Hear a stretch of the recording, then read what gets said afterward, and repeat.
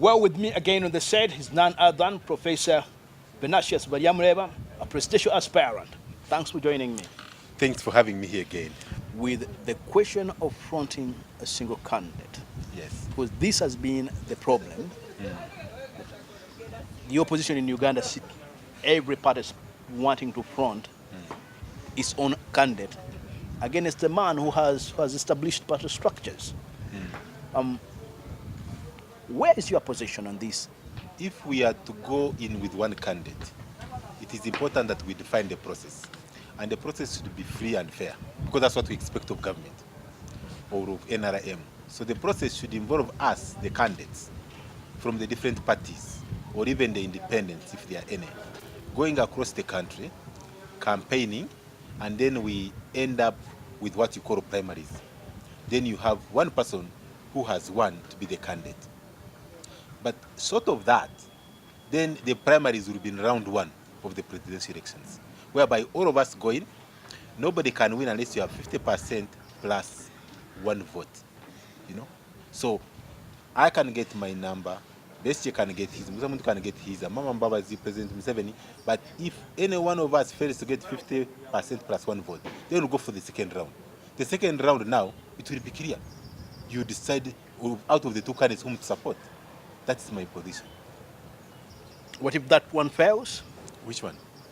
The aspect of growing, because when you talk about holding primaries, that some other person will see it working within parties. Yes, if primaries don't work out or like they fail, then it means that we don't have a fair process of deciding on who the voters are likely to vote for.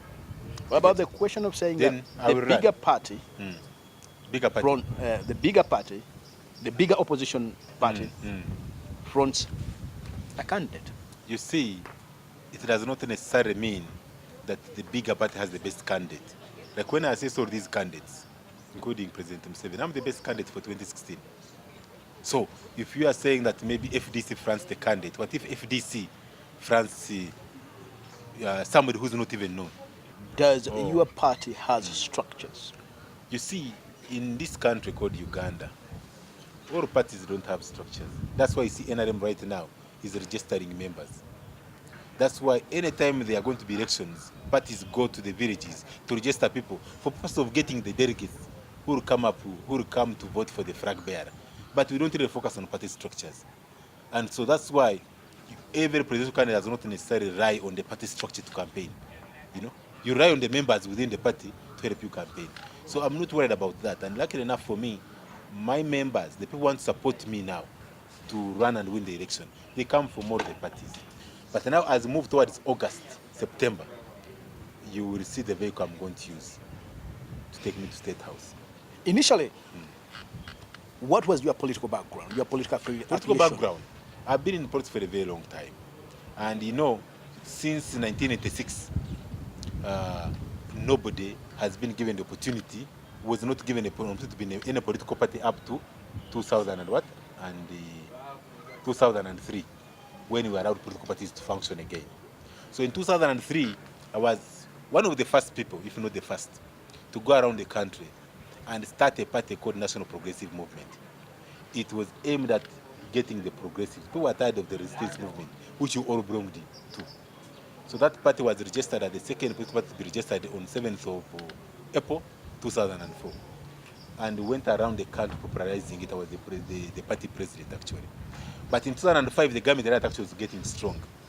So they enacted a law barring public officers from holding party offices or political party positions. I chose between being in the party and being where? Being active in the party and being at Makerere University. I chose to be at Makerere University. When I chose that, I remained a party member, but remained not active. So now you no longer believe in the concept of the PPP party?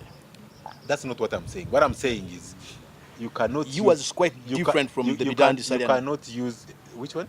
Yours. No. National Progressive Movement is what transformed into People's Progressive Party. It just changed the name. And in PPP, or People's Progressive Party, I hold the card number 0001. And I'm a life member there in that party. But now, as we move towards the 2016 elections, we are going to agree on the vehicle. I'm being supported by progressive Ugandans that come from across all political parties. So we're going to agree on the vehicle. The vehicle can be PPP. The vehicle can be another party. The vehicle can be like the way you see FDC coming up with IPC, you know? You get what I'm saying? So we are going to agree. The vehicle could be all opposition political parties saying, but you are candidate. But that part of yours has no structures. Now, if I give an example, PPP, it is one of the parties that has tried so much to build the structures across the country. Even Andrew Mwenda said it, that PPP has a lot of structures on the ground. Now, what I'm talking about is about winning the election in 2016. And there is no single party, even in the US, if you look at the Democratic Party, the Republican Party, they don't base on the party structures. You come up as a candidate in the primaries, set up your structures, raise campaign funds, and when you succeed in the primaries, you continue the structures and win the election. The only thing the party gives you is the party ticket to say you are a candidate. So what I'm saying is that right now, the focus of anybody wants to be president, and that's my focus, you have to build your own structure to win an election, and that's what I'm doing, and I'm winning. The independence of the Electoral Commission. What's your take? I'm one of the first Ugandans to come up with reforms. I published a book last year entitled The ID Regarding My Perspectives.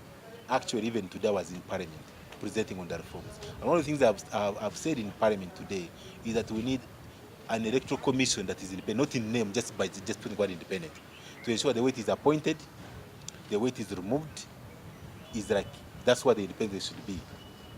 I made my proposals. But what I'm saying is that as this process is going on of pushing for reforms, FDC is busy with the process of coming up with a presidential candidate. UPC is doing the same. DP is doing the same. So I'm also already there. So let's wait and see. The moment government is not willing to do away with the current electoral body, then there are higher chances of them boycotting the election. Are we seeing you also boycotting the election? For me, there may be delays in some of these political parties, maybe because they want to disorganize themselves, maybe they want to find a way of weakening their own parties. But I think let us prepare that in October there are going to be nominations. Let us also prepare and say there are going to be reforms. If the reforms are there, we are going to maybe there is not enough time. Let's maybe push the elections may be ahead, you know. But I think we should cross the bridge when we get there. I believe in reforms. I also believe that this country needs leadership. And I also believe that President Museveni can lose even when the ground is not level. Well, government is only interested in changing the name of the electoral body, And but not if they're interested but in not taking away the powers of the president to constitute the leadership of the electoral body. How do you weigh yourself into that? I'm going to weigh because I need support from all the other parties because they are supporting me. I've told you I have support in FDC, I have support in UPC, I have support in DP, in PPP, in NRM. So I'm not going to just take a decision as an individual. But I think even when the ground is not leveled, if you're a serious candidate like myself, you can still defeat President Museveni at the polls. So how are you going to defeat an incumbent who appoints the electoral body and decides on what should be on how it should operate?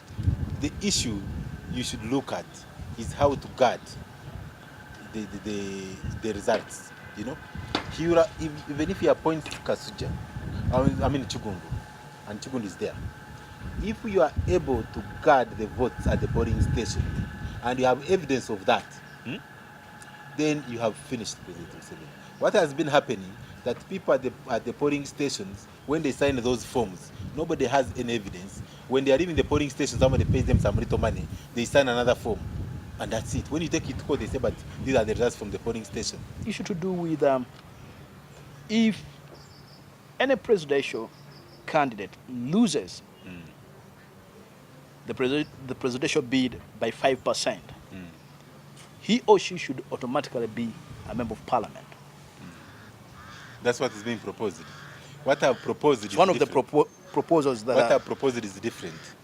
That just in case we allow regional governments to function, and when I'm president, I allow regional governments to function, then we shall need another house, an upper house, to take care of the regional government issues, even the local governments within the regional governments, the Senate. The Senate should have 20 members, 2 from each region of opposite sex, elected through adult suffrage. And then the other position, the other 10, are given to the political parties in proportion to the number of votes you got in the presidential election. For example, if you get 20%, you get 2 seats. Now, those 2 seats, if you're a serious party, you can get your party president to go in and be a senator and continue influencing things at that level. But I don't expect, if you if you asked me that like I've lost the presidency, to go and be a member of parliament, I cannot. What is your fear? How are people in northern Uganda feeling you when you were there? They had issues. Number one, they want compensation. You know, they lost cattle during the insurgency. Karamajongo would come and steal their cattle, and so that's the origin.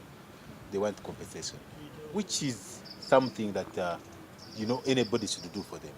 2, they had this meat packers factory. It's no more. They were promised a fruit factory. It's not there. So they say, can you look in some of these things that can help us at least process our produce and so on? The other issue they are talking about, they don't have things like a blood bank. And I'm saying this should be done for every Ugandan. It doesn't have to be for so they send their patients to Umbara and so on. So the other issues are simple. Then the other issues were to do with education, aiding education system. It's not that the President Museveni does not want to do them, but it seems sometimes it is the way you allocate your funds. With funds. If you look at my faculty at Mackay University when I headed the faculty computing and IT, it never had special funding, but it evolved much faster than any other faculty. It had infrastructure, everything, all from internally generated funds. It depends on how you allocate the resources. The money we have in the budget like this year of 24 trillion shillings, if you look at what I proposed in my book, The Ideal Uganda Perspectives, would have a different budget altogether. But Museveni is putting a lot of money on roads, on energy, on railway, where there is a lot of corruption through tenders. You find you are constructing a road at 2 trillion shillings when it could have been 1 trillion. That's the wastage. So for me, when I come in, I'll cut that budget to half and still do much more in roads. In education, I'll push the money up to 20%. Well, thank you, Professor Venacious Baryamureba, for being with me on this interactive news segment. As we come to an end, 1 or 2 to your voters. Time has come for this country to get new and credible leadership. And I'm urging all Ugandans, look at me, assess me, and you'll find that I'm the best president for this country. And come 2016, just come out and vote for me. Things will never be the same. Uganda will be destined for greatness. Thank you very much.